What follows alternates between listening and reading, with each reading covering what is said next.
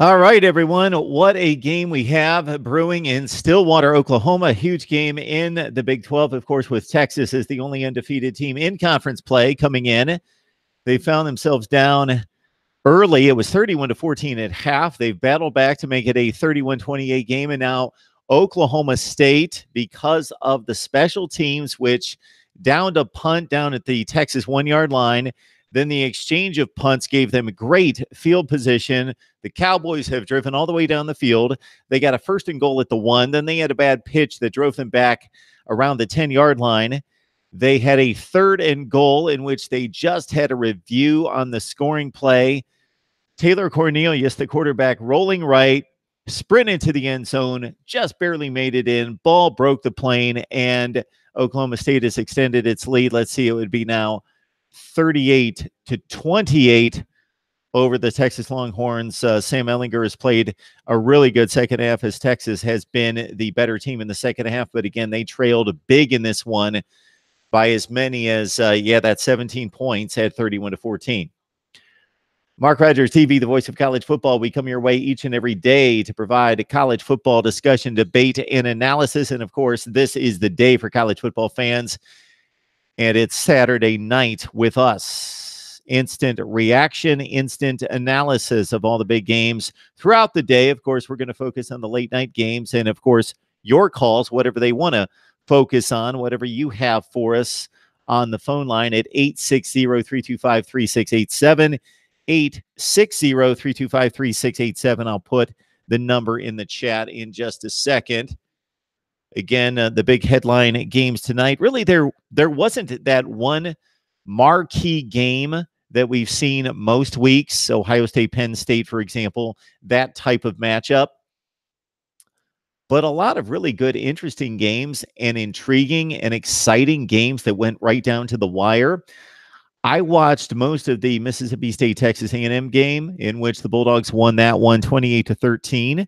I also checked in on the final quarter of Syracuse, North Carolina State, as the Cuse won to become bowl eligible. We've got a call coming in here, so we will take it. Mark Rogers TV, the voice of college football. Who's on the line? Hey, DeAndre, how you doing, Mark? Hey, DeAndre, how you doing? I guess you're feeling good today. Well, yeah, I think me, you, and everybody else in the world thought the game was going to be kind of closer. But Clemson really put it up on Florida State. I was kind of still worried about Clemson running game. I know the center was missing, but they need to improve when they have to play physical teams like Florida State. Because I know Florida State had a 6'2", 378-pound defensive tackle, and Clemson couldn't get none of the running game running.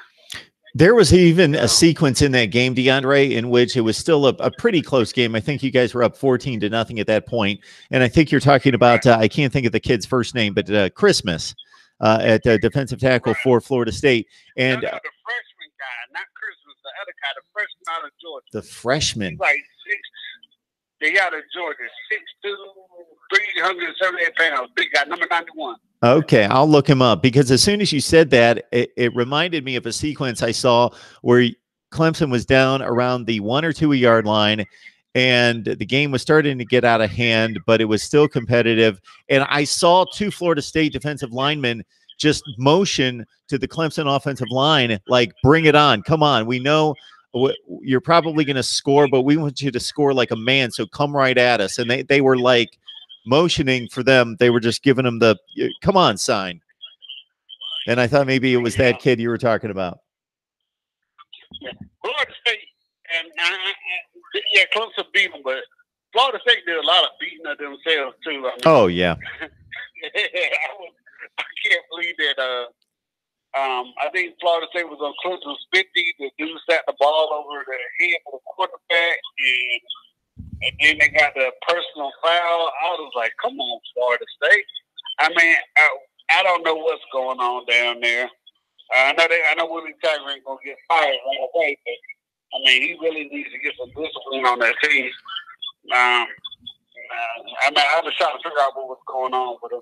But I still like to see a competitive game, even if it's Florida State. Because I remember those years in the '90s, Florida State was putting it on Clemson. Even when Clemson, they was sometime in 2000, Clemson was ranked number 5, and Florida State might be ranked number 1. And Chris Wiki or somebody threw a bomb out of his zone, and they ran 99-yard touchdown. I mean, Florida State was embarrassing. I wish Dabo would ran the score up anymore on. Because a lot of people my age were Florida State or Miami fans or Florida fans, because those were the 3 good programs, and I was still a Clemson fan. And so I used to have to hear it all the time. So I'm so happy when I see those teams lose or get beat. So, you know, but all in all, the game was good. I think everybody thought it was going to be much closer. Clemson looks really good right now. Lawrence looks like he misses a lot of details, but he looks a lot better than Kelly Bryant throwing the ball. And I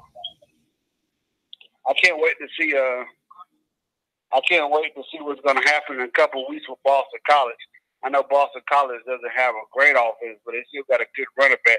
But one thing I know about Boston College, their defense is not as good as it's been in past years. So it's going to be interesting when they had to go out there in the cold to see what they're going to do against Boston College. A lot of people look for Clemson to at least lose one, but I think this team is so much mature than the teams that were in the past that lost one game, and then all of a sudden they had to wake up. Well, these guys, I don't think they came back to lose during the ACC season. During the regular season, I know they got some hard games still. So Duke is no pushover. You never know with Duke.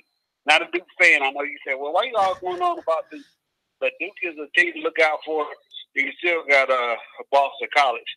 I don't have a lot of faith in South Carolina. I don't know what happened to them. But I don't got a lot of faith in South Carolina, especially not Louisville. They might score 70 against Louisville the way Louisville looks. I mean, they might hit the 70 mark this weekend. Me and Louisville. I might have to go with the over on that one. I might put some major money on that over.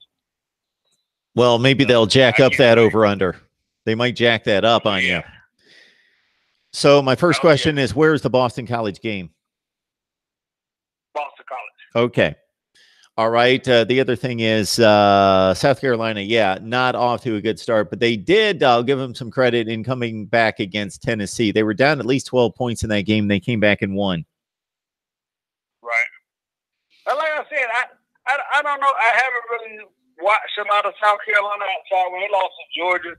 And I think when they lost to Kentucky, I started losing interest in seeing what they were really doing over there. But I can't. I think I watched a little bit of Missouri because I think that game was in the rain. But I don't know. I just don't know. They just don't have the depth for it. I don't know why South Carolina is so bad. They should be a lot better. I see a 4. They're like one of the top 15 richest programs in the country. And for some reason, they just don't put it together to win. I mean, even when they were sorry, I mean, they always had big crowds down there back in the 80s and the 90s and stuff. I mean, they used to sell out all the time. But for some reason, they're having a lot of trouble down there in what's called it.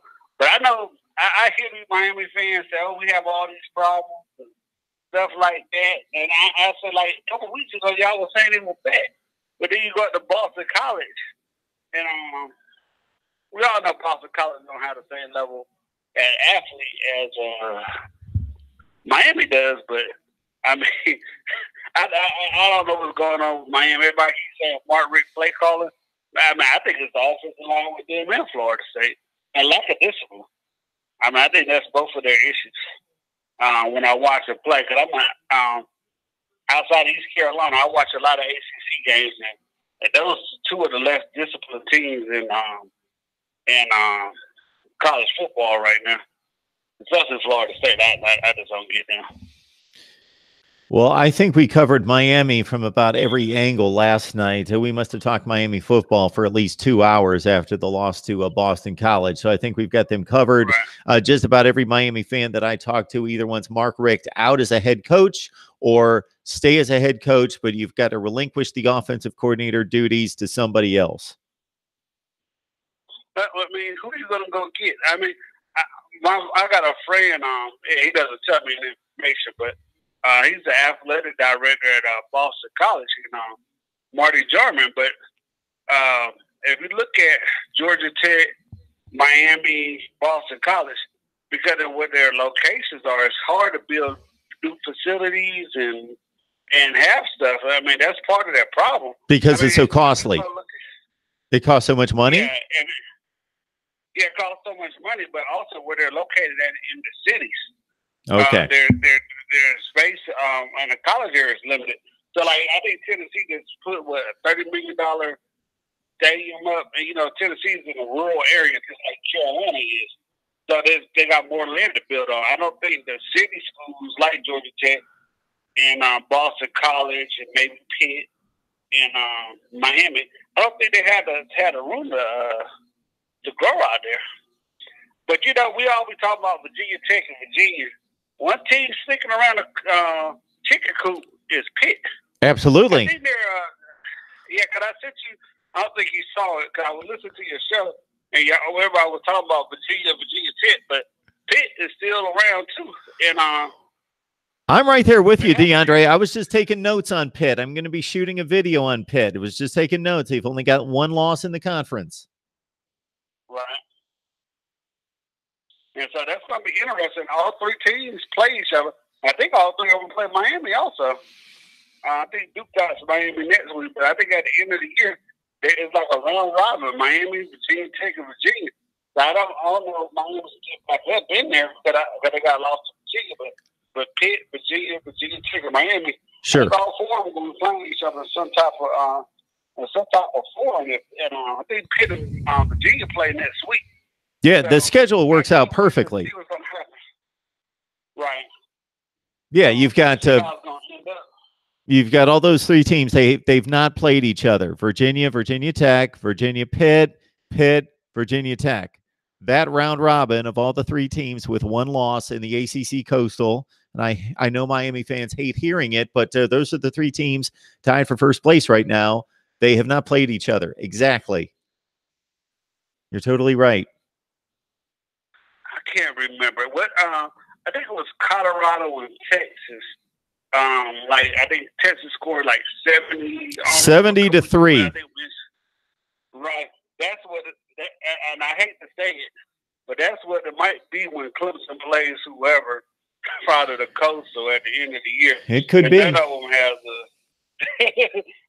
You sitting there like, wow, this is that. Because I'm planning to go to the ACC championship. I know Clemson still got at least 3 more. I think they had to beat Louisville and Duke and Boston College to win it. But I plan to go down there for the championship game because Charlotte's only 2 hours away from my house. I usually go to the Clemson Wake Forest game whenever Clemson comes to North Carolina. But I missed it this year, so I plan to go down there December 1st for the championship game, and I see what we can do. But one more thing. Sure. What about Northwestern Notre Dame next week?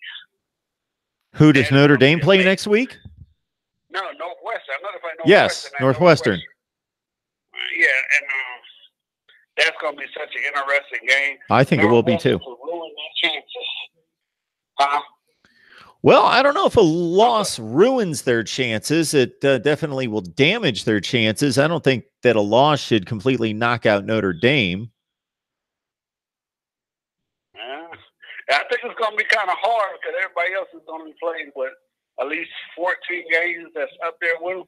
I mean, yeah, I get what you're saying. They're going to play what? Like Everybody's going to play 13 games. Everybody's going to play one more game than Notre Dame.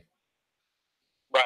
Everybody that we're talking about, unless Alabama. Alabama seems to be the one team that doesn't have to go to a conference championship game, and they can still be considered for the playoff. But everybody else needs to play 13 games. Yeah, but if Georgia gets there and plays Alabama at the end of the year, do you think Georgia will get knocked out if they lose to Alabama with 2 losses? Sure. I guess we got to see what. Well, it depends on what else is going on. You can never ask a question and make a legitimate answer by not including everything else that's going on around the country. But most likely that would knock out. We just haven't had. We've had a ton of upsets around college football, but they haven't been against those 4 or 5 top teams. So it looks like all the conferences, at least the ones that we're talking about that are going to be a factor in the college football playoff, are going to have teams that are either undefeated or with 1 loss. Unless Texas, of course, Texas is going to lose this game. It appears Oklahoma State just picked up a first down with 90 seconds left. It looks like they're not going to win this game. So we could conceivably have a team in the Big 12 knock off, let's say, Oklahoma in the championship game and have 2 losses. And, of course, that could happen in the Big 10 as well. We've got so many games to play that could happen, but it appears as though Alabama, Clemson, and Notre Dame are going to show up with no losses or 1 loss, and it's almost certain that that's going to happen at least. Well, I'll let you go, Mark, but let me ask you a quick question. Sure. Okay.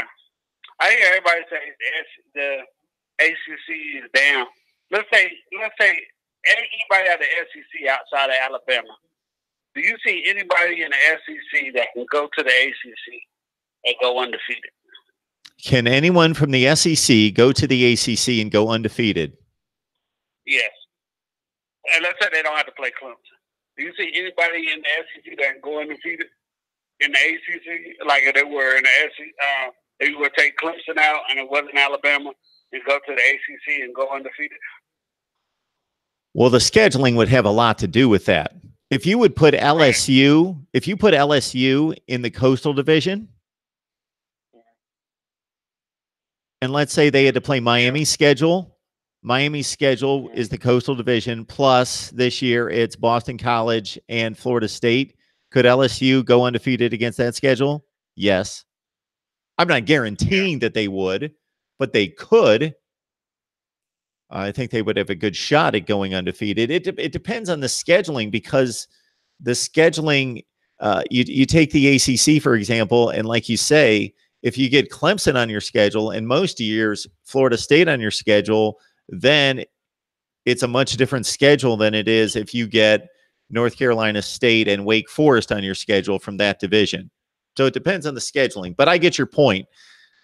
I think there are basically 2 teams aside from Alabama that could go undefeated in the ACC. In my mind, that would be LSU and Georgia this season. Right. I think about Georgia, and I don't think Georgia's a bad team, but their offense, I don't know what's going on with their offense or what's going on with them.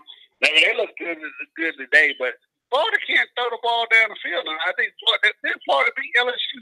Yes. Okay.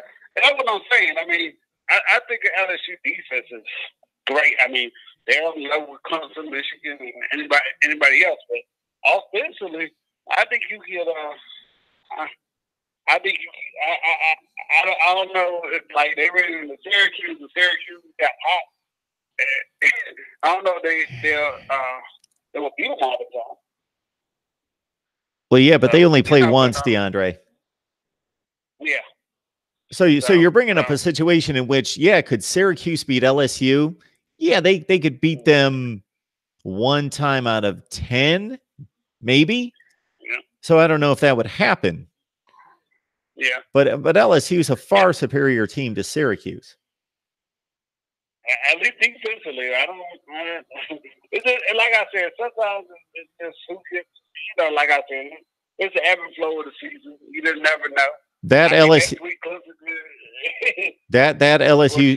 LSU offense would score against Syracuse. Yeah, it would. but like I said, I mean, I think they played a couple years ago. I know Burrow's a better quarterback, but I don't know. I just hear when I hear SEC teams that, oh, we'll do this, we'll do that, blah blah blah, against the ACC. Will Clemson go undefeated? I don't think Georgia could beat Clemson this year if they play, because I think Clemson offense is a lot better. I mean, Georgia's still young. Now next year, I mean, I don't know, but Clemson's got to improve on a lot of on the offensive line to the running game. More, I know it's late. I'm trying to play this game called Red Dead Redemption. Everybody played for the last 2 or 3 years to come out, and I've been hyped to see it. So that's why I'm kind of stuttering through it tonight.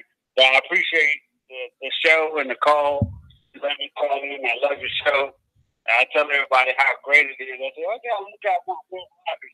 You're not biased like Joe, the guy from the Fox Network, or Cal Hurd, or some of the guys off of ESPN, because all of them are trying to push their brand, like the Pac-10 or the Big Ten. I think they both on the Fox Network, and the other ones are on the ABC Network, Disney channels, or whatever channel stations, and they all trying to push their teams. And I like you, the most unbiased person there is out there, and I hate listening to Farm Bomb and all these other guys. Sometimes I'd rather listen to you and Pinsky and Pete, or I know I tease the guy from Miami a lot. I can't remember his name, Alonzo. I know I tease him a lot, but I'd rather listen to y'all shows than listen to some of these other guys on the other networks that are so biased against bias for their teams and stuff like that. But I thank you for let me call in more. You have a great night, and I will keep on listening while I'm playing this game. I appreciate the support, DeAndre. You have yourself a great weekend. Yes, sir. You have a great night. That was DeAndre, big Clemson fan. Usually has something to say about the ACC, as he is trying to measure up the championship game, as he will probably go to the championship game. We see Mike Gundy right now on ABC following a big win for Oklahoma State against Texas. And this is why you can't figure out college football for the most part, is because Oklahoma State has looked like garbage, even at home. They lost to Texas Tech by 24 points at home. They lost to Kansas State. Let that sink in. They lost to Kansas State by 19 points their last game. Now, if you're eyeing upsets, if you're looking for upsets, yeah, this was one that you could kind of, at just 3.5 points, which shows that Vegas knows what it's talking about, making Oklahoma State just a 3.5-point underdog against Texas. Because if you just looked at the two teams, you looked at their schedules and their performance, their results, who they've beaten, what the point spreads were of the games, you would say, well, Texas should win this game by 2 to 3 touchdowns. But here we go. Oklahoma State wins. Man, I would like to grab my predictions, just because I don't want to look at my predictions, because there was nothing but L's at the beginning of the day. I've rallied, but I just wanted to see the point spreads, because it's pretty fascinating. Today was filled with upsets, not enormous point spread upsets, but almost half the games were upsets. About 40% of the games today were upsets in the top 25. So I'm going to go through the live chat. I get on here and I typically think, you know what? I'm going to go through each big game throughout the day, and I'm going to start with the most recent games, and I'm just going to give my analysis and what I think and what's going to happen going forward. And then I get sucked into the live chat. And of course, the phone calls. The phone calls are most important. What do you guys have to say on the live chat, and what do you have to say on the phone calls are most important? So let me get the number in there, because I can talk all week and throw out videos on what I have to say. I do this so we can hear from you. 860-325-3687. So Texas now has 2 losses overall, 1 loss in the Big 12. Now everybody in the Big 12 has at least 1 loss. All right, DeAndre jumped on the line first, at least based on what's still on the live chat. Sometimes it doesn't go all the way to the top of the chat. George is on the line. Good to see you. Justin Belcher Justin, welcome to Mark Rogers TV. This is the first time I've seen your handle on the live chat. Would love to know who you root for and how long you've been watching us here at Mark Rogers TV, the voice of college football. Looks like it's Notre Dame. Thank you, Notre Dame. Thank you, thank you, thank you.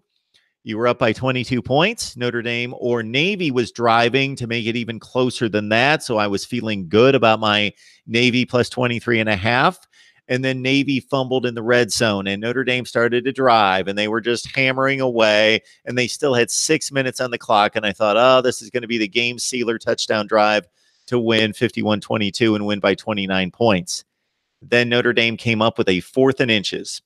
They had nothing to lose. They could have gone for it. There was 4 minutes left in the game. 4th and inches. It's about midfield. They're up by 22. They're not going to lose the game. Just give it to one of your big backs. Give it to Dexter Williams and let him run for the first down. This is going to be easy against a smallish Navy front. Brian Kelly, thank you. Brian Kelly, thank you for punting. Navy gets the ball. They run out the clock. They only lose by 22 points. Thank you. All right, let's take it on from there. Air Max, the legend killer. I don't know what is going on with TCU anymore. Sometimes I have to weed through the typos and just try to figure out what you guys are trying to say. Joe, who joined us for the first time, I believe, on the live chat earlier today. Joe, good to see you back. Michigan State is Michigan's little brother. Okay, Michigan State had a huge win. From a psychological standpoint, if you believe in letdowns, if you believe in trap games, all that, that was the one to select. And I said it over and over this week. Michigan State, they've lost 3 of their top 5 wide receivers going into last week's game against Michigan. Plus, now that they had lost Felton Davis, their best wide receiver. Plus, they missed their starting quarterback, Brian Lewerke, and they had to go with a first-time starter in Rocky Lombardi. Michigan State's banged up, beat up, missing their playmakers. Their offensive line's been a mess the entire season. They can't pass block. And now they're playing a home game in which they almost would rather go on the road. They're losing all their home games to Northwestern and Michigan the last 2 weeks. They have no incentive because they can't win a championship. And here comes Purdue, fresh off just pasting Ohio State. They're on a roll. They've won 4 straight. They've got a top 10 national offense. They come in, and the psychological factor works the way we talked about. But I was too stubborn with the numbers and the facts to say Purdue's going to win this game. They have to win this game, right? How is Michigan State with a backup quarterback and no wide receivers going to win this game? They did. George has quit watching football. I hate college football. How dare Georgia beat Florida? George, we're going to miss you. We are sorely going to miss you. Back to Justin. Go Dogs. William Lee's on the line. Good to see you. Good to see you. Good to see you. Crimson and White 17. Again, what does the 17 stand for? All right. Joe, Florida sucks. DSGB. Is this the first time we've seen you on the line? Welcome to Mark Rogers TV, the voice of college football. Should I give them the regular line? We bring the best discussion, debate, and analysis in college football with the best bloggers, broadcasters, and writers you'll find. All right. Falcons Fury. Mark, you don't need to shout at me. I see it in right there. Mark, please tell me your opinion on the future of the Gators. Are you taking this loss that hard? I know you had hopes of winning a division championship, and the way Georgia looked at LSU, you had hope there. And beating LSU when they couldn't do that. I get it. But you're in good hands. Dan Mullen's doing a good thing at Florida. He's the right man for this job. He is the fit, both from the standpoint of understanding the culture and the program of Florida football, knowing the recruiting ground, the recruiting base, having all those relationships with people throughout the South, especially in Florida. He's an offensive guru. He knows how to coach the offense. He has made Felipe Franks so much better. I understand he showed his limitations many times today throughout the game. Felipe Franks is not a great quarterback. He won't be a great quarterback, but Dan Mullen has at least made him viable. This Florida team's in good shape. So when you watch a football game, at least for me, and I'm trying to measure a Georgia versus a Florida, So for Georgia, it is they just went to a national championship game last year. They brought back most of their outside playmakers, of course, not the two running backs, but the outside playmakers and their quarterback and their offensive line. The defense got ripped apart a little bit by the NFL draft, but they've only played one real good team this year, and they got slaughtered by LSU 36-16. And then here we've got Florida, who hasn't been good for a few years, but we know that they've got a really, really good defense. They've got a developing quarterback who's still a bit shaky. They've got a number of running backs. I really like LaMichael Pirine. I thought he played an outstanding game today. The offensive line for Florida is better than it's been in about 5 years. And they've got wide receivers, at least, that we have some semblance of an idea of how good they are, because the wide receiver position is the most dependent position in football, and because the quarterbacking at Florida has been so atrocious outside the 6 games that Will Grier played a couple years ago, that we don't even know how good the wide receivers are until this year. They're making some plays. Freddie Swain, Tyree Cleveland, and of course Van Jefferson. Okay, so my assessment goes a number of ways when I'm looking at like a Florida-Georgia situation. I know Georgia is uber talented.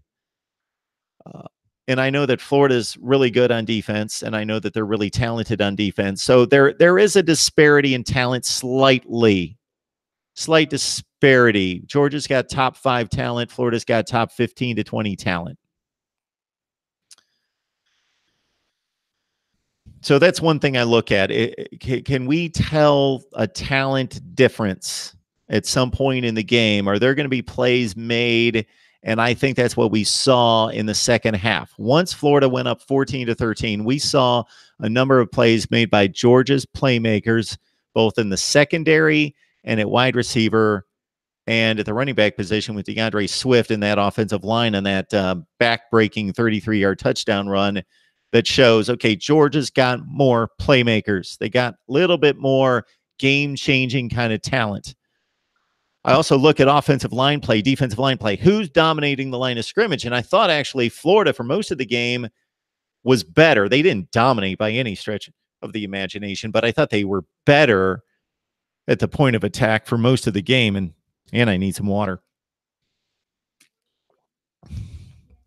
I thought that Florida was better for most of the game at the point of attack. But the Georgia offensive line wore them down, and when Florida started to go out and wasn't completing drives in the late third quarter after the first scoring drive of the third quarter, they started to go not 3 and out, but they didn't complete drives, and Georgia's offense was on the field more, and that started to wear down. And you didn't see Henderson, the corner for Florida, who's a top-flight player. He was knocked out of the game.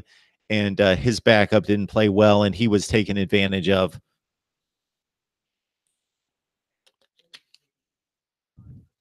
So, yeah, Florida just made more mistakes. Basically, they somewhat outplayed Georgia. I thought they were when we say better team, I don't think they were more talented. They're not more talented, but they played a better first half, most of the first half. But Georgia had more explosive plays for the entire game, and Florida made more mistakes, and that equaled 36-17. And from watching the game, we know that it wasn't a typical 36-17 3-score game, that Florida still had a chance with 5 or 6 minutes left. And then I thought Jake Fromm made an exceptional throw on that 3rd and 9 where he cut it loose to Terry Godwin to break the game open at like 29-17. And then, of course, they got the ball back quickly, and then DeAndre Swift went to work. All right. So the Florida football program's in great shape. It's in better shape than it's been. You could make an argument. I know it's only, what are they, 6-2? 5-2. They played 7 games. So they've got 5 left, or 6-2, whatever they are. That you could say that the Florida football program is possibly in the best shape it's been. The program, not this particular team, the program, you could make the argument, I'm not going to take it to this degree, you could make the argument that it's in the best shape that it's been since Urban Meyer's last season in 2010. You could also make the argument that it's as good as it was between 2012 and 2013 when they went to the Sugar Bowl and then came back the next year in 2013. because those two teams that went to the SEC championship game with wow, I'm losing it. The quarterback who couldn't throw. The quarterback for Florida, I know there's been a few, but the one in particular that was the quarterback. Why can't I think of his name? Come up with the quarterback for Florida in 2014 and 15. Or was it 2015 and 16? 2015 and 16. He was a horrible passing quarterback. He was basically the quarterback by default. But anyway, look at how much better this Florida team is now than they were even when they went to the SEC championship game those 2 years.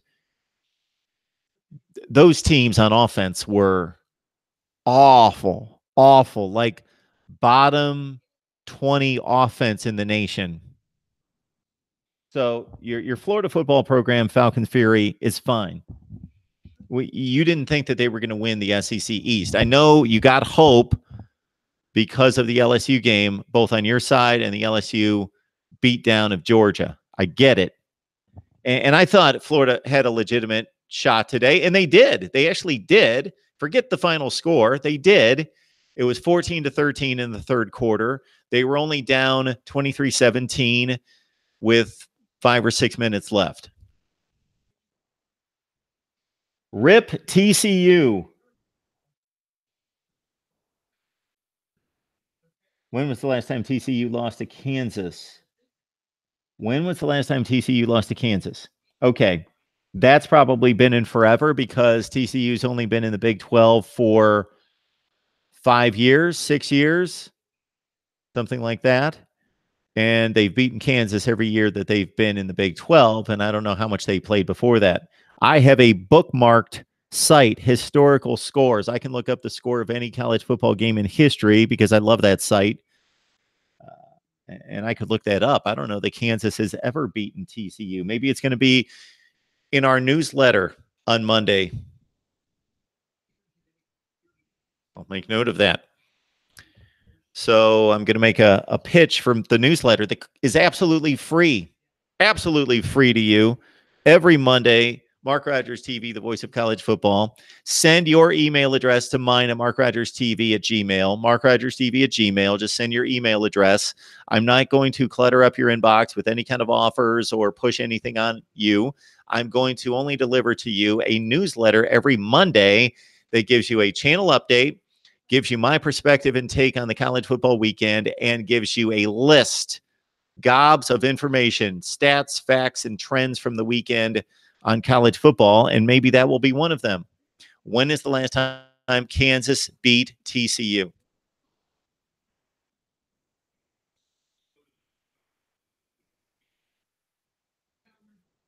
And, of course, you guys can call in at 860-325-3687. Notre Dame's number one. Well, I elevated Alabama to number one in my rankings last week with a slim margin over Notre Dame. Now Notre Dame has won a game that we would expect them to win by what they won it by. So that game for Notre Dame neither takes away from their resume in my eyes or does it add to their resume. They did exactly what they should do against a Navy team that is one of the lesser Navy teams we're going to see. This is not a good Navy team. This is not a 9-3, let's win a bowl game Navy team that contends for the American championship like we've seen under Ken Niumatalolo. This is one of the lesser Navy teams. They played a really good game tonight. They were fairly competitive. Once they got down 30-7, they put up a little bit of a fight to get it within 2 scores. But all right, what else do we have in here?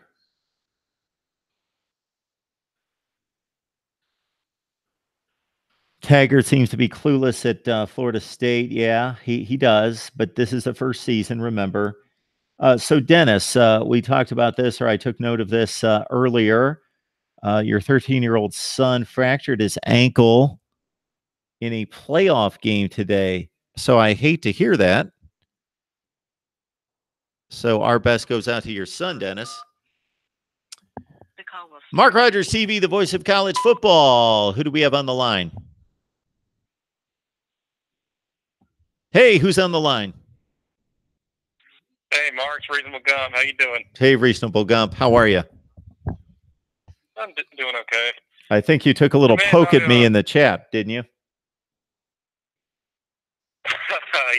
Yeah, that was a little bit ago. Well, no. So my point is, yes, Ohio State was given a playoff appearance without winning a division championship, but I was more talking about Alabama is in its own class right now. They would be the only one considered this year for a playoff appearance without winning a division championship, correct?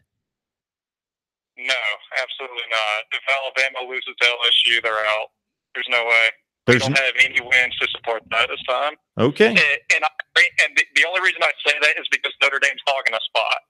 You get it? It's like if there were 4 spots, then maybe, yeah, Alabama might get in off the eye test alone. And the fact that teams are just dropping like flies all over the country this year. But Notre Dame's hogging that 4th spot, and there just won't be any room for, there won't be any room for an 11-1 team, I don't think, at all. No one's getting in with 11-1. Okay. I still think it's pretty possible because LSU would have a spot, right? And Clemson's going to have a spot. And then why can't a 2-loss team win the Big 10 and the Big 12 and the other conference, the Pac-12? All right, so let's just kind of break this down real quick here. So in this scenario, we're imagining that Alabama loses to LSU and finishes 11-1, does not go to the SEC championship. Absolutely. We're also imagining Notre Dame is 12-0, so they're basically guaranteed a spot in. No. Say Clemson's going to be 13-0. That's not my scenario, but go ahead. That's not my scenario, but go ahead. Okay, well, I'll go and say my scenario. Okay. Notre Dame's in with their whatever they do, they're in. Clemson will be in. The winner of the SEC championship will be in because that will either be a 12-1 LSU or a 12-1 Georgia, most likely. Yep. And so they're in. That's 3 teams already. Then you're probably going to have a 1-loss, either Big 10 or Big 12. One of the you got to have either Oklahoma, Michigan, or Ohio State. One of them's got to win their championship with 1 loss. I mean, one of them's got to do it, and then that would be the 4th spot. That's why I don't think Alabama can do what they did last year. Okay, my statement, Reasonable Gump, then we'll get on to what you called about, because that's the reason I take calls for you guys to talk about what you want to talk about. Is my statement wasn't that Alabama is going to not get to the SEC championship game and still get in the playoff. I just said if there's any team that is going to get to the playoff without winning a division championship or a conference championship, it would be Alabama. And the way I see that playing out would be Clemson wins the ACC, they've got a spot. LSU runs the table all the way through Atlanta, and they win a spot, and they're the only team from the SEC. As the champion, they win the SEC, so you get 2 spots. Notre Dame loses a game. They lose to Florida State, USC, Northwestern, somebody. They've got a loss. And then it's conceivable that if the Big 10 Western Division winner wins in Indianapolis in the Big 10 championship game, they all have more than 1 loss now.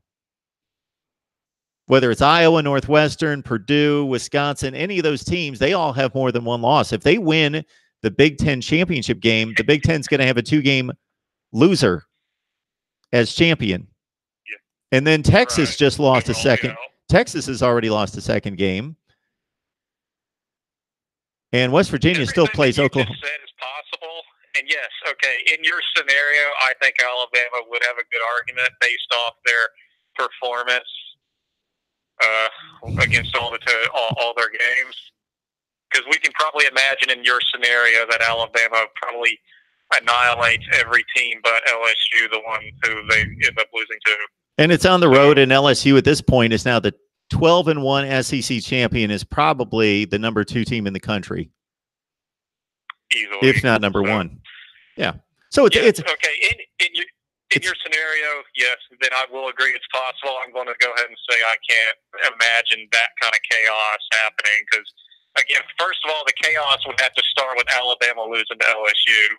And I don't think very many people are predicting that. With, I mean, I'm not even being I'm not actually a trash talker at all. I'm just trying to be real here. I don't think anyone's really thinking Notre Dame's going to trip up again. They already have all their tough games behind them.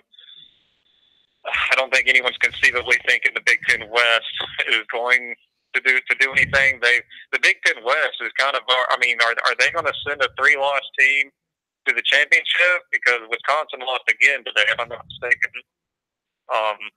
Exactly. They're going to send a 3-loss team to the conference championship. And then you'd have to say that, and then the last remaining team out there who could still get in with like a 12-1 record, you'd also have to say that Oklahoma somehow plays themselves out. I mean, it would take a lot of losing around the country for Alabama to get in. Not really. They lost to LSU. It takes a Big Ten championship loss by the East winner, Ohio State or Michigan. It takes a 2-loss winner of the Big 12, which now we've got Texas as a 2-loss team. So just imagine Texas winning the Big 12 right now. And then it would be fascinating to see actually Washington State win the Pac-12 as a 1-loss team and match them up against Alabama to see who the selection committee would take. That would be fascinating. That would. Yeah, you're right. But especially since everyone went ahead and bailed on the Pac-12 after week 1. I mean, literally almost everyone bailed on them after Washington lost to Auburn. Sure. The only reason I kind of made that comment is because with the controversy of Alabama getting in last year, everyone seems conveniently forgot somehow that literally the exact same thing happened the previous year with Ohio State getting in over Penn State. But I think you actually argued for Penn State getting in. Absolutely, I did. They won the conference and they won the head-to-head. Ohio State's resume that year was extremely good. They had a much better resume than Penn State, but I just believe in head-to-head and conference championships. But Ohio State beat Wisconsin. They beat Wisconsin on the road. They beat a top 5 Michigan team. They beat an Oklahoma team that finished in the top 5. They had a really good resume. They beat the Oklahoma team on the road too. Yeah. Yeah, and I think the thing that made it a lot more complicated. Well, to me, that was easy. To me, I kind of thought Penn State deserved to get in there.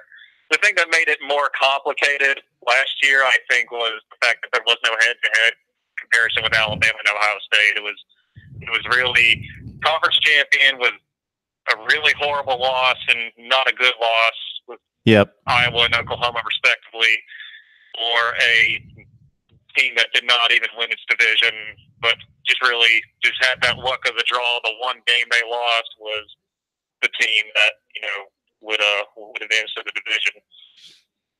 Alabama, of course. Yeah, I think that's what made that dicey. But anyway, I didn't want to call and take too long. First of all, I wanted to answer your question. You were asking about a guy named Crimson and White 17. Yes. I'm just going to go.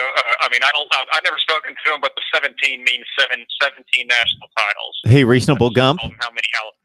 Yeah. You've been watching me for a little while, and I know my humor and my sarcasm is extremely dry, but I know what the 17 stands for. I was just making a point. I was just making a point. Okay. That's why I kind of look at the camera when I. Yeah, I know what the 17 stands for. I just don't necessarily buy into the 17. Just like I don't buy into other teams claiming national championships that weren't really earned. Well, that's actually kind of interesting. Okay, let me ask you this. Do you consider any titles before the poll era valid? 1936, correct? I'd really have to dig in and do some research because those teams were playing 6 and 7 games in a football season. So, my goodness, we would have to have had multiple undefeated teams. And to me, anybody who's undefeated can claim a national championship. And I have no issue with that. It starts to get complicated when you start to claim national titles with 2 losses or with a loss and a tie or before the bowl game was played in which you lost. And Alabama's not the only culprit here. I'm not picking on Alabama. I'm only doing it because they have the most claimed, so they stand out like a sore thumb. But other teams do, other schools do this. Yeah. We've not been playing college football for 300 years, but we've got about 300 national championships claimed. But this is a very common misconception. So you're probably thinking of, you may not know the years off the top of your head, but they're 1964 and in 1973, both of which Alabama claims a title, which they ended up losing their bowl games to Texas and Notre Dame, respectively. But what everyone doesn't understand is the practice back then was the bowl games were not a national championship game. They were basically a gift saying, okay, here, let's go have fun and play one more game. The national titles were awarded before the bowl game. They were based completely off the regular season. I mean, I know that I don't agree with that, by the way. And our modern way of thinking is, no, we wait till the end of the season, then we play a postseason game matching up two or more in case of a playoff, the best teams, and then let them go at it. Let's have one, undisputed champion. But back then, the AP and the coaches poll awarded the championships every year. It wasn't not just Alabama. It was the general practice, the rules that they played the game with. They awarded championships based off the regular season. Both of those years, by the way, Alabama finished their regular season undefeated. So Alabama claims those because that was the practice that it happened. They just happened to slip up and go lose their bowl game.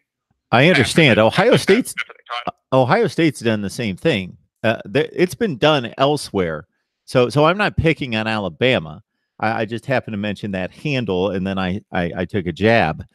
So let's think about how ludicrous and illogical this is, especially going back 40 and 50 and 60 years. So even more so at that time, I complained that the good teams across the country don't play enough games against each other, enough cross-sectional games. But back then, you talk about not playing cross-sectional games. These teams were really siloed into their conferences.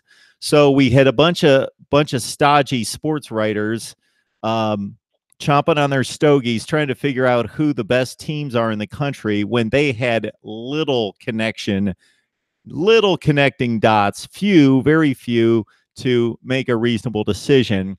And on top of that, when we finally get to New Year's Day and actually match those teams up for at least one sample, we're going to completely discount that. Yeah, no, you're completely right.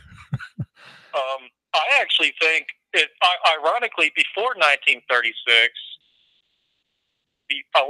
most teams who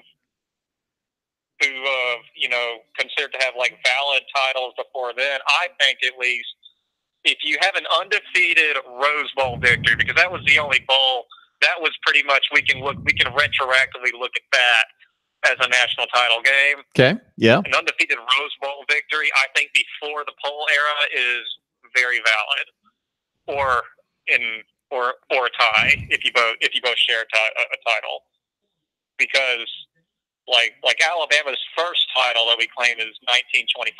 The game was played on New Year's Day in 1926, but it was 1925 was the team. Yep. And a lot of people don't know this. That was actually the first time a Southern team got to go to the Rose Bowl. It was always dominated by Northern and Northwestern teams. Mm-hmm. And actually they invited teams like Stanford and USC, I think Ohio State too as well, to all go. They all eventually turned it down, so then they invited their first Southern team. But I always kind of thought that was a cool story. But, it would be a fun exercise, maybe during the off season, for me to go year by year, and we'll take it year by year. And certainly over the last couple decades, I could pretty much do it off the top of my head. Not that I would, but I would look at it. But yeah, go all the way back and then say, okay, we've got this collection of teams that went undefeated. Now, who did they play? Who would legitimately, could we determine, should be the national champion? Or can we determine a national champion? Or did we give out 8 national championships because none of them played each other? Or and just go year by year. Yeah, I think that'd be fascinating. Honestly, that'd be a good little collection of videos. And I think you would definitely be debunking quite a few Michigan claimed titles. They claimed one title where they won 5 games. Yeah, I'm not kidding. I know it's going to be fun for me this week. I'm going to try to get around to looking at the first college football playoff selection each year. So 2014, 15, 16, and 17 to see what the rankings look like the first release, just to give us some perspective on not getting a little hypersensitive about the first release this year. You know, I have almost kind of zero expectations. I mean, I guess I do. I obviously expect Alabama and Clemson to be in the top 4. But it's interesting. I don't know how many analysts you watch on TV, or if you considering your occupation, you probably know a couple of them. But a guy on Fox named Joel Klatt is saying that he thinks the committee is going to put LSU at number 2, or at least he said he wouldn't be surprised, because they probably want to hype up the Alabama LSU game. And to be honest, it wouldn't be unjustified with LSU's resume, because they have a very strong one. Mm-hmm. So that might be. I definitely think they probably will put LSU in the top 4. I think the playoff committee has been very generous. This is, I think, a neutral word to the SEC, because at one point I think they had, like two years ago, I think they had Texas A&M at number 4. Mm-hmm. No one really expected that, and then an undefeated Washington like at 5 or 6, behind, and Texas A&M had lost already. And then what was hilarious about that was the Saturday following that first release, Texas A&M goes and blows it to Mississippi State, ironically, like they just did tonight. But, and then, of course, the very first one that was released in 2014 had 3 SEC teams, correct? The very first release in 2014. Mississippi State had 1, right? Yeah, it was Mississippi State, Ole Miss, and Alabama. I thought it was 3 SEC teams, the very first release, because people were going crazy. I'm going to look that up. I'm not sure if it was Alabama, because Alabama had lost to Ole Miss by that point. I'm not sure if they were in on the first one. Okay. I thought there was. I'm going to try to find that. I bet if I Google this, all I'm going to get is the first college football playoff championship or something. First ever college football playoff release. I don't know. Poll. It's hard typing with one hand. All right.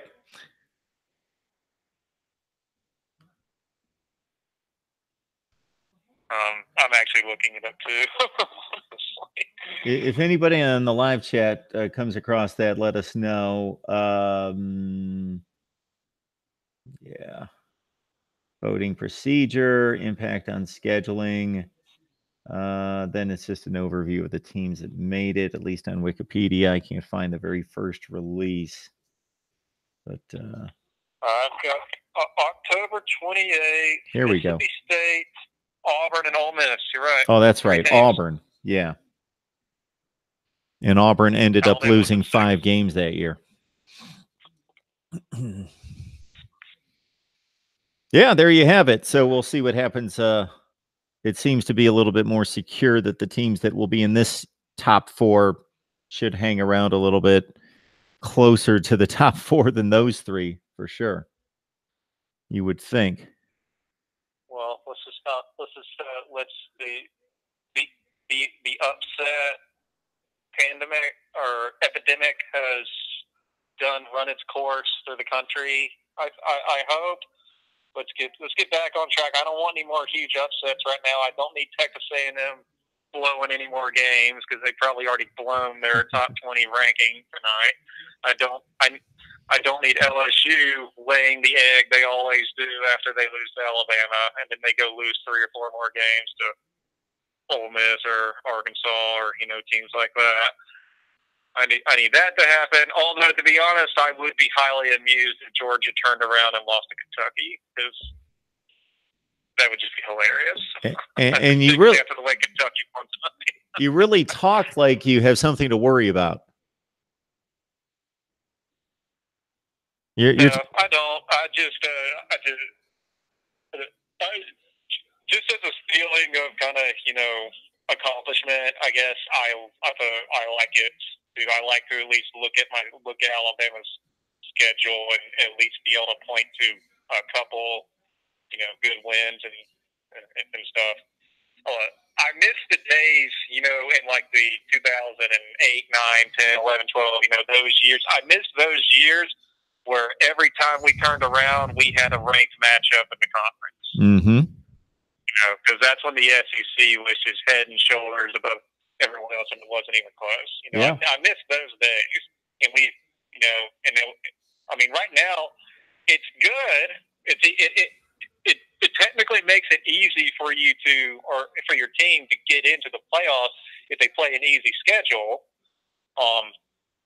But I don't think it's good for college football, and it's honestly just boring. I mean, do I like watching us go out there and score 50 points in the first half? Yeah, it's fun. But I like that thrill. I want to have those really big matchups. I'm finally going to get one this week, and I'm really pumped up for it. But yeah, I just really hope the rest of the conference just steps it up over these next couple of years and stop playing, as you say, every conference finishes at 500. Well, seems like the SEC West teams want to literally finish at 500 within the conference with each other. Teams like Mississippi State, they lose to Florida, then they turn around and they lose to Kentucky. They turn around, they beat Auburn, then they beat Texas A&M, who had only lost to the 1 and 2 team in the country thus far.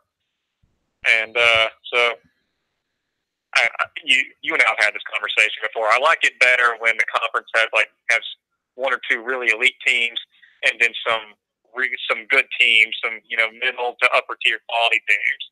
I don't like it to be just 1 and 2 and everyone else. That's not fun.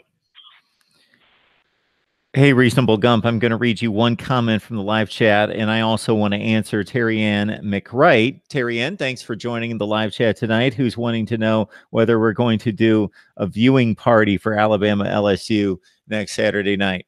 Sure, I believe we can do that. I will let you know for sure later this week. So Zoom Play, I don't know if you remember seeing Reasonable Gump, Zoom Play's comments in the live chat, big TCU supporter. So he's saying in 2014, TCU was the best team in the country and would have beaten Alabama or any team in the top 4. The College Football Playoff Committee was scared to see their darling schools get embarrassed by TCU. Well, I mean, that pretty much tells you all you need to know about this guy, doesn't it? Right before I called you, he was telling everyone who would listen that TCU is just a much better program than Alabama right now. So I don't really know actually even how to respond to that. I'm sorry. Well, you got to love people's enthusiasm and their loyalty for their particular team. Yeah, they do. I love seeing it, even if I'm stunned speechless by it sometimes. Hey, before I let you go, man, yep. I want to get your opinion on this one thing.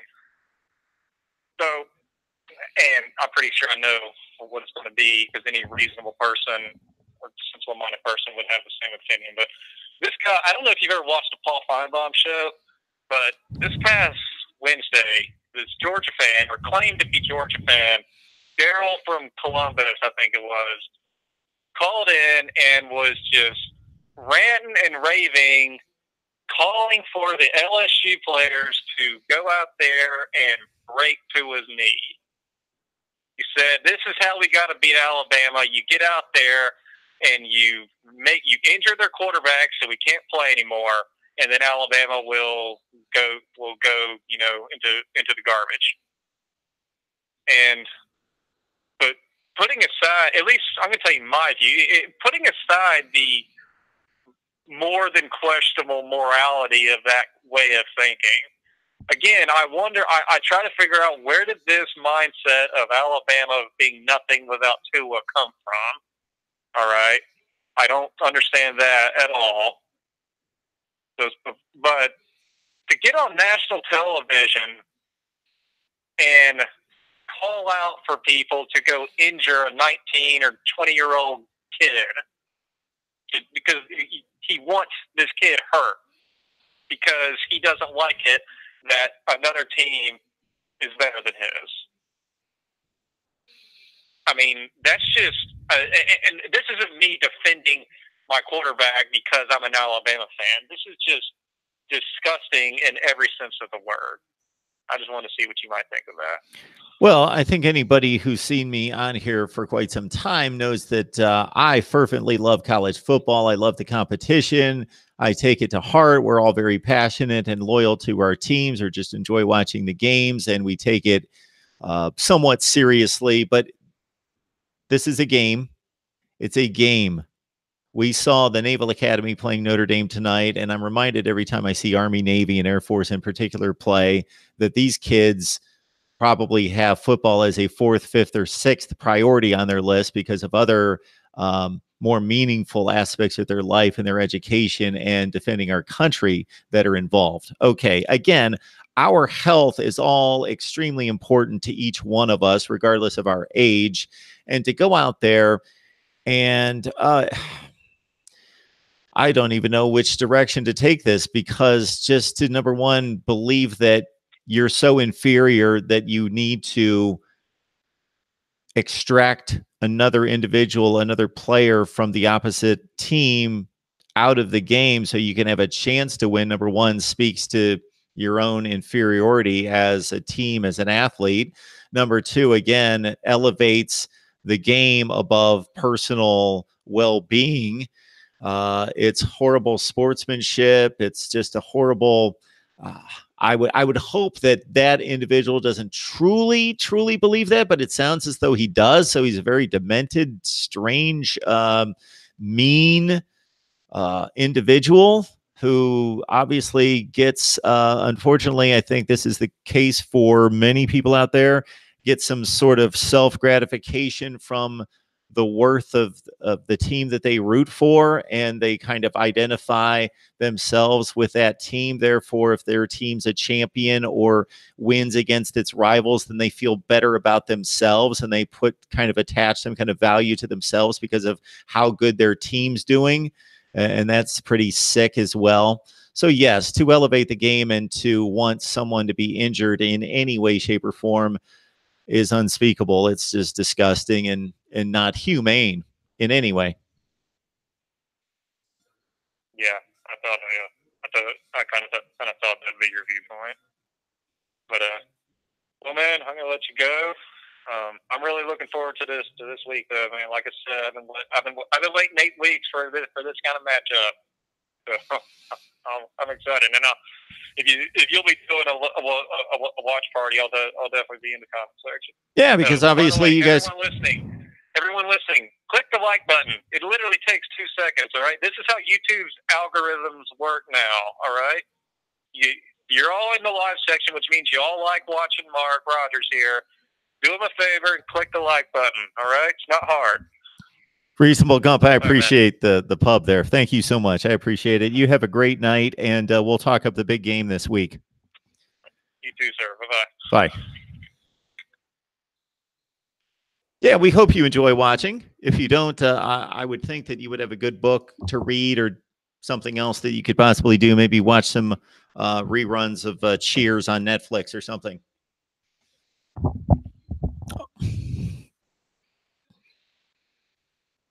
Otherwise, we're here to talk college football, and we hope we do it well.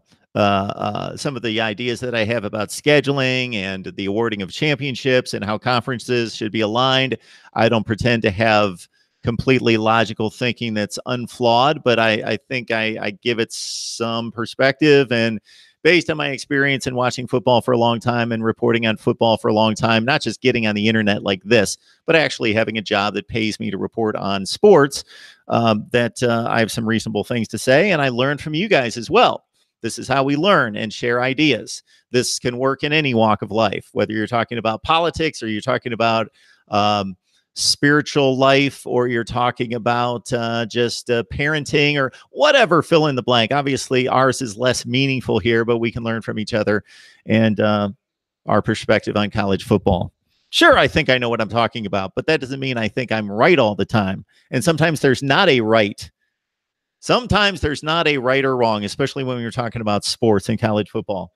But it's ready-made. This is ready-made for debate, college football, sports in particular, but college football more specifically, ready-made for debate because you have some level of framework. You have wins and losses and performance and metrics that you can go by, but that doesn't tell the complete story. There's context that has to be given to it, and we all have a different perspective based on our biases or just based on how we think and how we view things. All right, what do we got here? Zoom play, we have fun with you. You love TCU, and yes, TCU is not very good this year. And Gary Patterson's a great coach. He is one of the, in my opinion, top 5 coaches or so in the nation. He's done a remarkable job there. Remarkable job. And you're kind of in that in-between territory where he can no longer legitimately play the underdog card. Oh, we're little old TCU, but you're not elite. You're not an elite program. I'm sorry, Zoom play, not elite. TCU is one of the top 15 or 20 programs in the country, something in that range. Certainly not one of the top 15 or 20 teams this year. All right, LeBron's brain. If that LeBron's is referring to whom I think it is, my son, LeBron's brain would love you. He's a big LeBron James fan. And he actually just texted me about the World Series.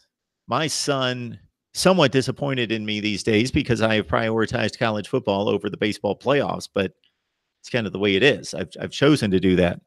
And I still keep up with what's going on, but so he's texting me about the World Series games. What else do you guys have in here? Miami has never won the ACC.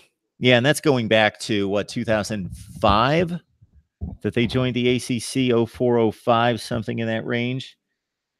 Ricky, still mourning right now.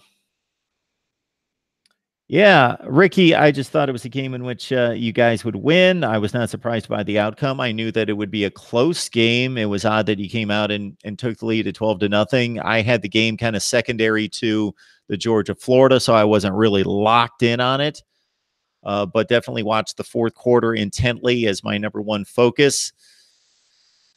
That final play at the goal line with about 3 minutes left to play, and I know that that wasn't the last gasp, but that was the last reasonable effort you had to win the game there, down by what? Lost by 6, so the touchdown would have won the game. And then Noah Fant didn't turn around for the ball, and it was a rush job to get the play off before the play clock ran out, and Nathan Stanley said after the game that he should not have run the play, that he should have called timeout because not everybody was set and on the same page. And certainly his primary receiver was not on the same page because he wasn't looking for the ball. And it was first down, wasn't it? I think it was first down. Throw the ball away. You're at the 3-yard line. Just throw it away. Come back and play second down. You guys can probably tell I'm a little bit more fervent about an Iowa loss than I typically would be because I picked Iowa to win and cover, and I picked them outright. Therefore, I thought that was a grand opportunity to add to my bank account with Iowa winning straight up. Mississippi State is the number 1 defense. Change my mind. Mississippi State has the number 1 defense. Trying to think of Mississippi State's efforts this year in which their defense has not played well. They gave up 28 points to Kentucky. I didn't watch that game. I know that they let Benny Snell run on them. So they did give up the typical 130 or 140 to Benny Snell, and they were beat up by the Kentucky offensive line. So they were kind of manhandled in that game to a certain extent. That would be the one disappointing game out of the Mississippi State defense. Otherwise, they went to Manhattan, Kansas, and they really controlled their running game. They obviously chased Jarrett Stidham all over the field and didn't allow the Auburn Tigers to do much of anything. They looked really good against Texas A&M. I watched that game, and I thought Texas A&M was going to break free and win that game at some point, and they didn't. Mississippi State, it'll be interesting to see the Alabama game, to see not that they can win the game. I give them very little chance of winning, but to see if the defense with Josh Sweat, because obviously we just had a Josh Sweat at Florida State move on to the NFL. Montez Sweat and Jeffrey Simmons and Jerry Green and that gang. McLaurin at safety, who's an exceptional player. See what they can do with Alabama. And they played LSU well defensively. They kept their team in the game despite Nick Fitzgerald continually turning the ball over. So I'm not going to argue with you necessarily that they don't have the best defense. I don't think I would not rank Mississippi State with the best defense in the country, but I think they're awfully close. I would go best defenses in the country. Best defenses in the country. I would really have to grind down through the personnel and the performances through 7 games from Alabama, Clemson, LSU, Michigan. I think those are the 4 best defenses in college football. I would consider Utah. They're really good defensively. I don't know that they've played anyone that we could throw in with the teams that those other teams have played, because I just think the Pac-12 is that much of a half a rung below. And Utah didn't play anyone non-conference, and they did give up some points to Washington when they played them. But Clemson, Alabama, LSU, Michigan, Utah have really good defenses. A notch below them, Georgia and Florida. Yeah, it's difficult for me to say Mississippi State is the best defense in the country, but they're in the top 10. I love this score, by the way. Arizona plus 10. All right. Arizona just scored on Oregon. And this is college football right here. Oregon beat Washington, who I think, despite some of the results and even today's results against Cal, would still think that the Washington team is the best team in the Pac-12. This Oregon team beat Washington. They really, by all accounts, beat Stanford, but they just laid the ball on the ground with 45 seconds left. And they barely lost to Washington State on the road last week. And they are getting whipped by an Arizona team that has just looked atrocious most of this season. And they are getting crushed. It's a difficult sport to predict week to week.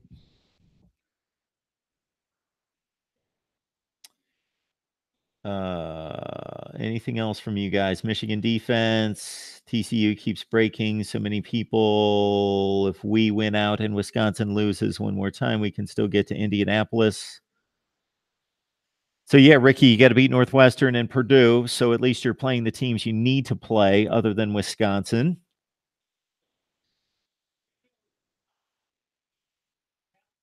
So we are going to have at least a 2-loss team from the Big Ten West in Indianapolis, at least a 2-loss team. I'm guessing we're going to have a 3-loss team in Indianapolis at the Big Ten Championship from the West. Penn State at Michigan will be an interesting spread. Michigan -3? No. Right? Isn't that going to be higher? Maybe 6? 6, 7 at Michigan. Big game in Austin next weekend. Let's go Mountaineers. Texas, West Virginia. Why not? Let's look at the schedule for next week.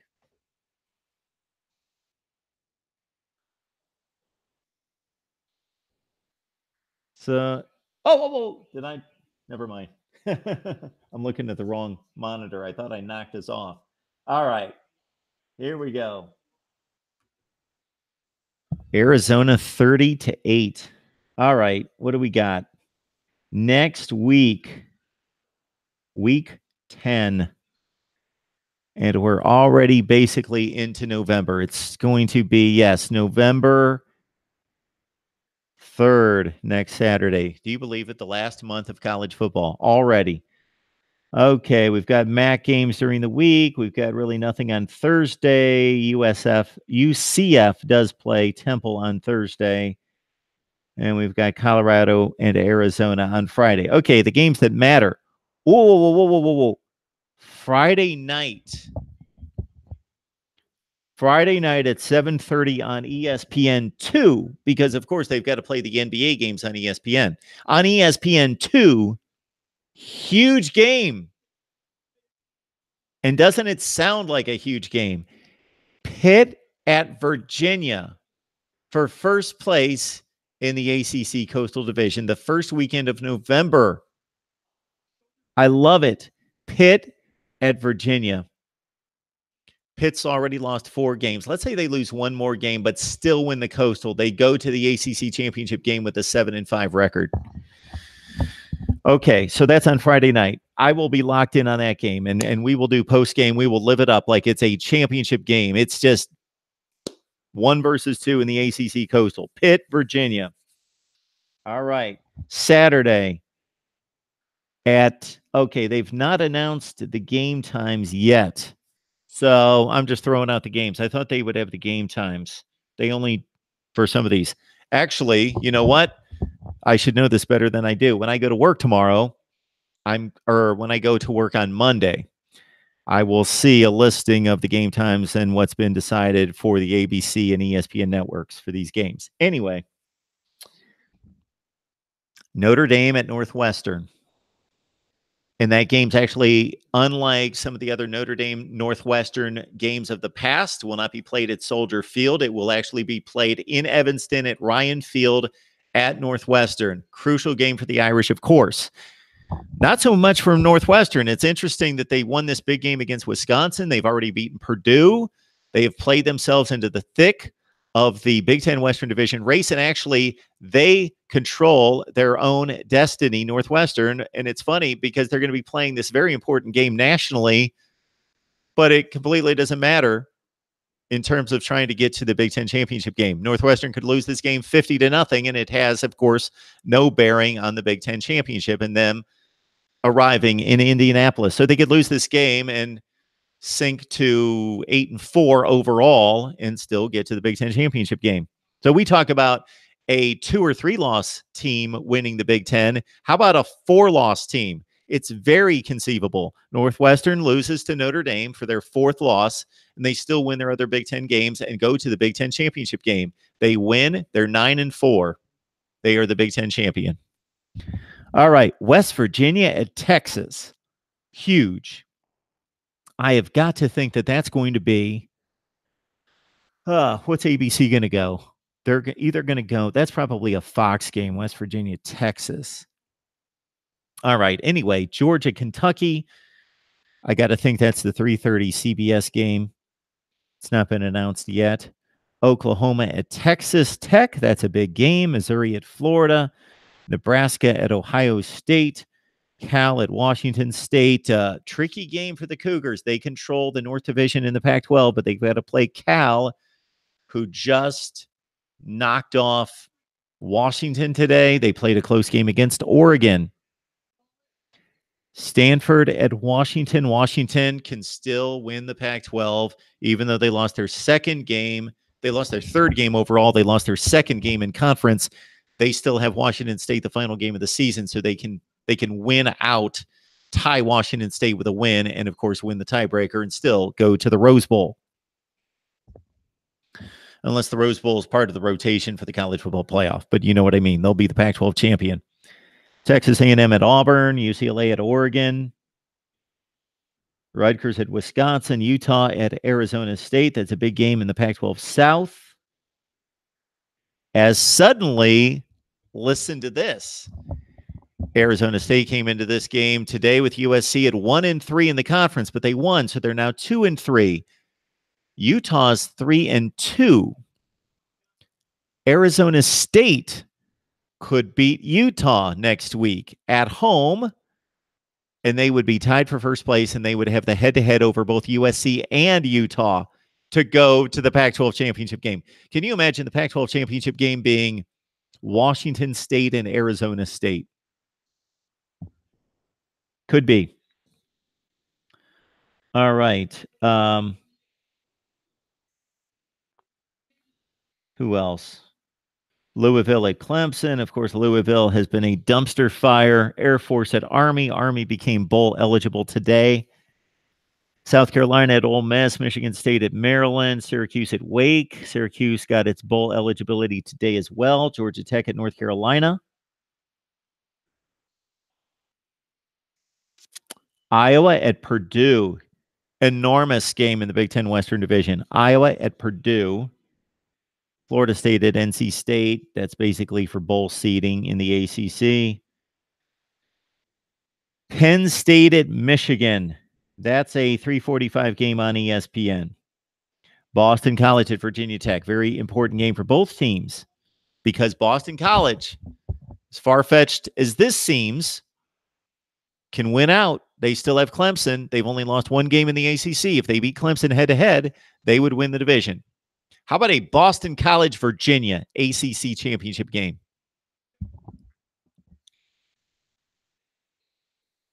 Navy at Cincinnati is an important game in the American Conference. Penn State at Michigan. There's a lot of good games next week. Duke at Miami. I'm contractually obligated, I believe, to mention the Miami games. And that's pretty much it. BYU at Boise State. Oh, yeah. I don't really think we should mention this. Why not? There's a game between Louisiana State, I think is their name, and the University of U of A, Alabama. Yeah, they play too. Okay. CBS 8 o'clock. There it is. Think about this. There are a lot of really important games, whether they're marquee games like Michigan, Penn State, and Alabama, LSU, or under the radar, Pitt, Virginia, but still very important games. Tons of them next week. Games that truly impact conference championships. Alabama, LSU. Boston College, Virginia Tech. Penn State, Michigan.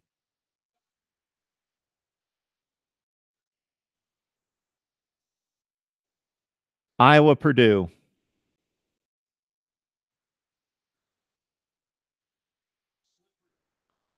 Louisville, Clemson.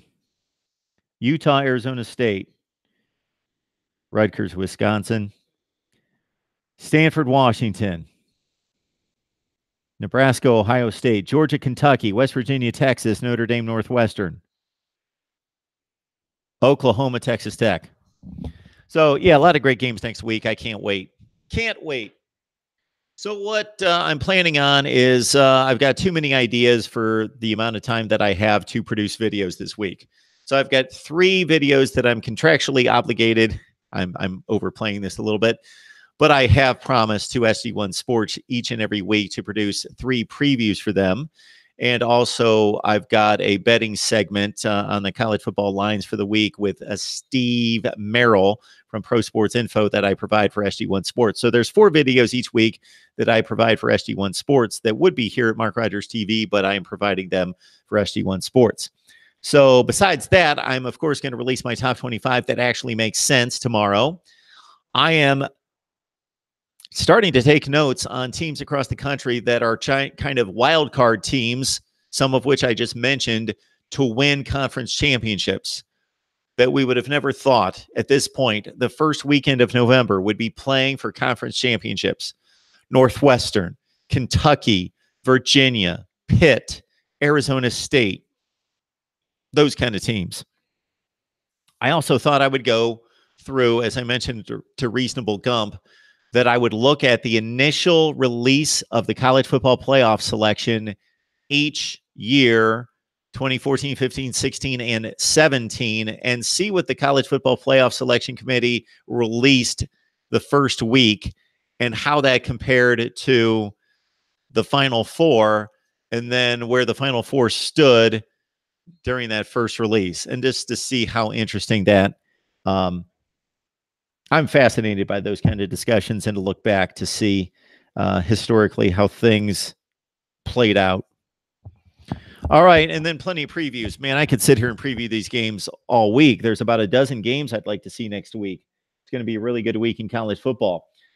So the storylines today, of course, are that Clemson annihilated Florida State to show that they are a dominant team like Alabama. They have been dominant now for a month with Trevor Lawrence at quarterback. That the ACC Coastal Division is and will continue to be a mess and up for grabs. Pitt only has one loss in the ACC, so they're firmly in contention along with the likes of Virginia, and those two teams square off Friday night. The Big Ten Eastern Division took a bit of a week off, but the West was very much in play. Huge win for Northwestern over Wisconsin. The Wildcats now control the Big Ten Western Division. Purdue loses at Michigan State. Iowa loses at Penn State. That also puts Northwestern more firmly in position to go to Indianapolis in the Big Ten championship game. Texas loses at Oklahoma State. They lose their first game in the Big 12. Now we have a logjam of teams with one loss, which sets up the big Texas-West Virginia game next week. In the SEC, of course, a number of teams were off, including Alabama and LSU. Mississippi State makes a statement as being that next best team in the SEC West in disposing of Jimbo Fisher and Texas A&M. And, of course, the huge game in the East with Georgia and a strong, dominant fourth quarter in defeating Florida. But the Gators on the right track under Dan Mullen, but Georgia too explosive, too talented, and Florida too many mistakes to stay with the Bulldogs today, 36-17. Out west, Utah continues to win. Washington State wins a huge game as well, and they take over first place in the Pac-12 North as Washington falls to Cal. Notre Dame continues on its undefeated string in defeating Navy by 22 points. This is Mark Rogers TV, the voice of college football. If I did not respond to your comment in the chat, I will give it one more look and respond to anything I think that you're looking for a response from me. Otherwise, sign up for the newsletter, the Voice of College Football, by sending your email to MarkRogersTV@gmail. And here in the next 4 to 6 weeks, maybe after the season, I'd like to sit down with all the people that join us on a regular basis, and we will have a live stream that will focus on the channel, not necessarily college football. Of course, I can't control what you're talking about in the chat, but I would like to make it understood that we're talking about the channel, my vision, my thoughts, my plans, and your suggestions as I take another call right before I was going to get off.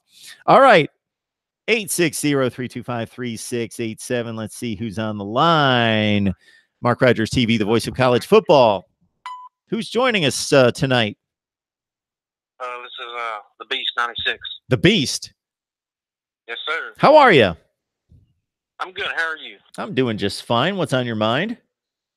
Well, I just want to get your reaction on how you think U of E's doing this season, and do you think that has ever been in the top 25?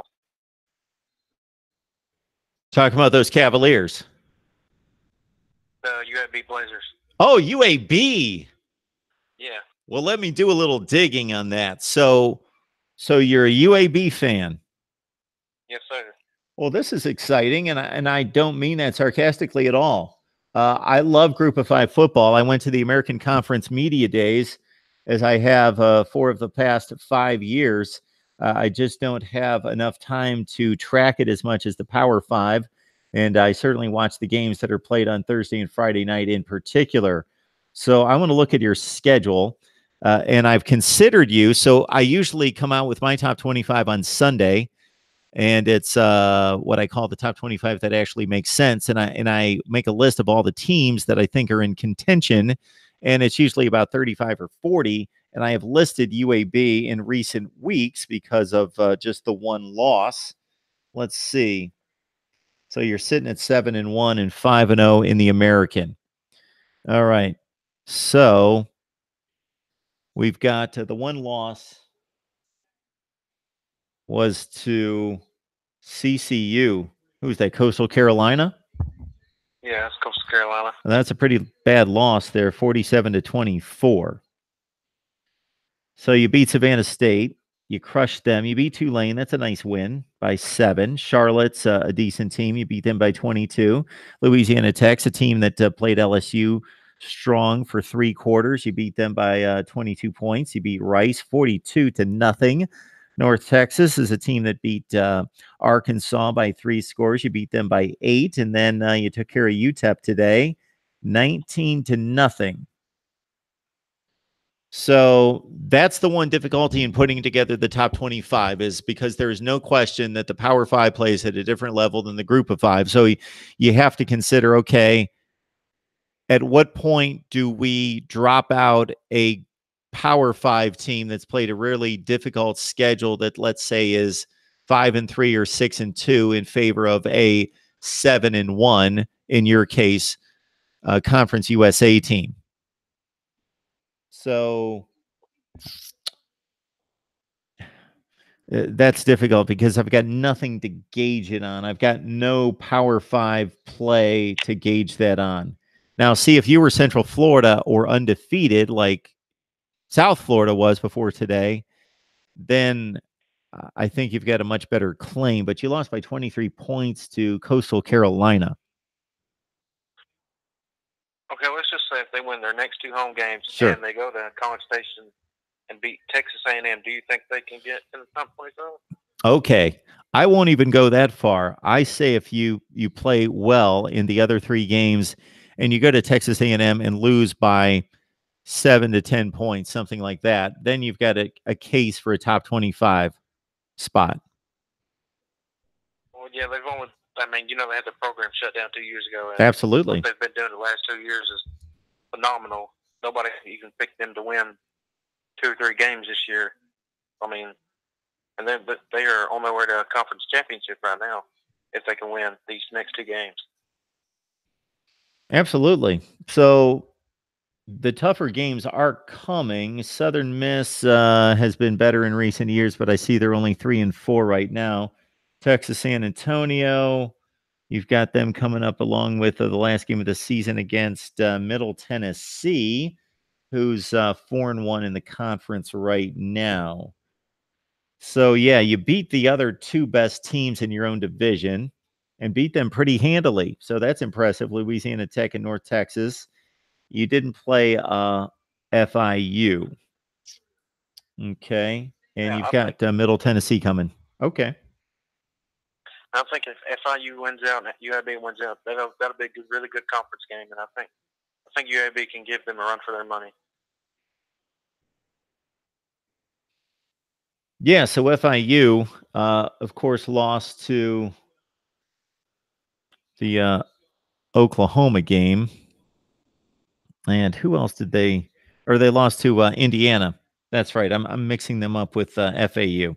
Lost to Indiana, but that was a close game by 1 score. And they gave Miami a decent game, although Miami kind of coasted late in that game. But, yeah, so they're undefeated in the conference.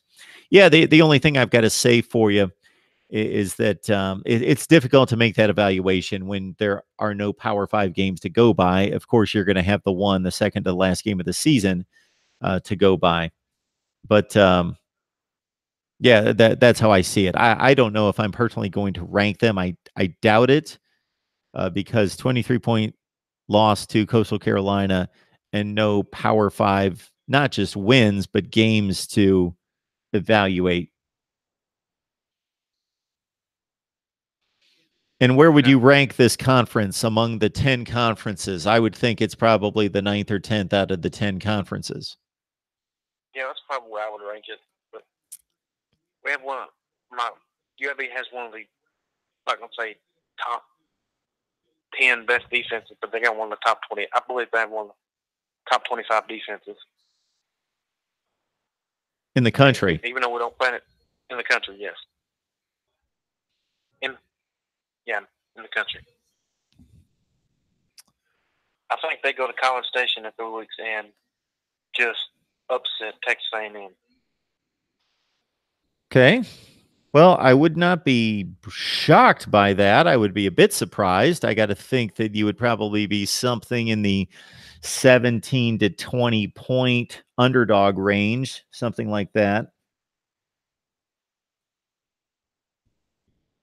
at Texas A&M. Okay. Well, I was just wanting to know what your reaction was. Yeah, that's about my take on that. I hope that makes sense to you. Yeah, it makes sense. All right, very good. Well, thanks for the call. I appreciate it. All right, thank you. All right, have a great night. You too. Did not expect to get a call about UAB, but I love it. I could not provide a whole lot of insight except to look at the schedule and look at the results. And as I mentioned to him, I have included them on my list. I make a rather lengthy list. It may be too lengthy because last week when I transposed my list from my garbled up notes to my actual list to cut my top 25 video, I forgot that I had 219s, or I missed a number or something, and I forgot to move West Virginia to the final list, and I left them out. All right, Oregon getting buried. Yes, they are. And again, this is somewhat salvaging the late night games. This is not going to help my bank account today, but it's somewhat salvaging my bank account late night here with Navy covering and with Arizona covering, and a few of the other games have pulled through for me late because I had a rough noon window. That's for sure. All right. How does Ohio State lose to I can't say that, losing team every single year consecutively? Okay. They're not awful teams. Okay. But yeah, they shouldn't lose to them.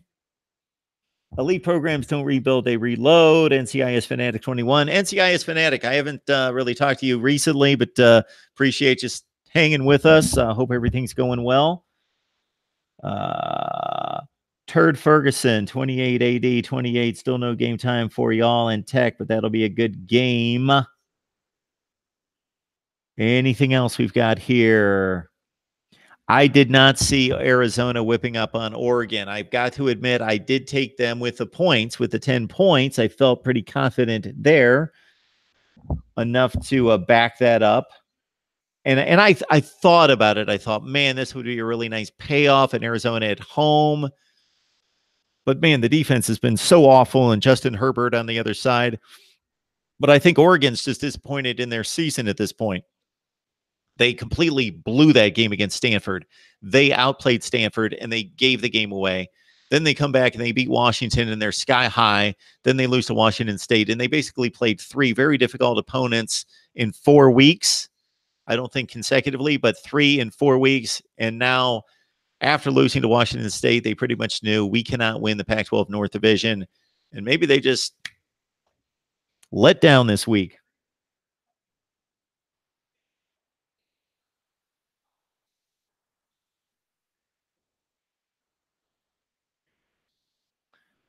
All right, everyone. Mark Rogers TV, the voice of college football, and has been uttered several times in the chat and also from a few callers. Please like the videos. That helps out considerably.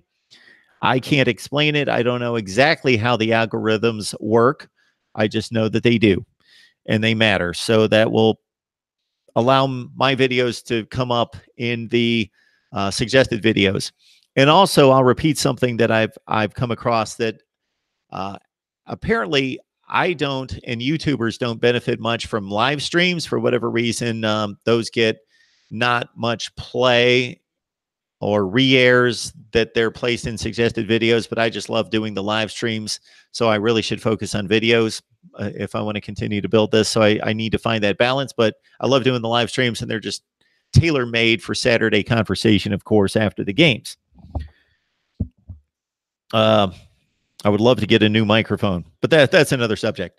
And we should probably reconfigure. Maybe I'll come up with some kind of hierarchy depending on who we're talking about. And who our guest is, and I'll reconfigure that. I moved USC to the top shelf when I was talking to Scott Wolf from Inside USC yesterday, for example. And Gators Breakdown with David Waters, I lifted Florida to the top shelf. But otherwise, there's probably a hierarchy there with, of course, Alabama and Clemson at the top, along with Notre Dame. All right, so if you're up and at 'em bright and early tomorrow, 11 a.m. Eastern time, we will be live on SG1 Sports. The live stream comes out at 11 a.m. Eastern time on Sunday. And right here at Mark Rogers TV, I'll release my college football top 25 that actually makes sense.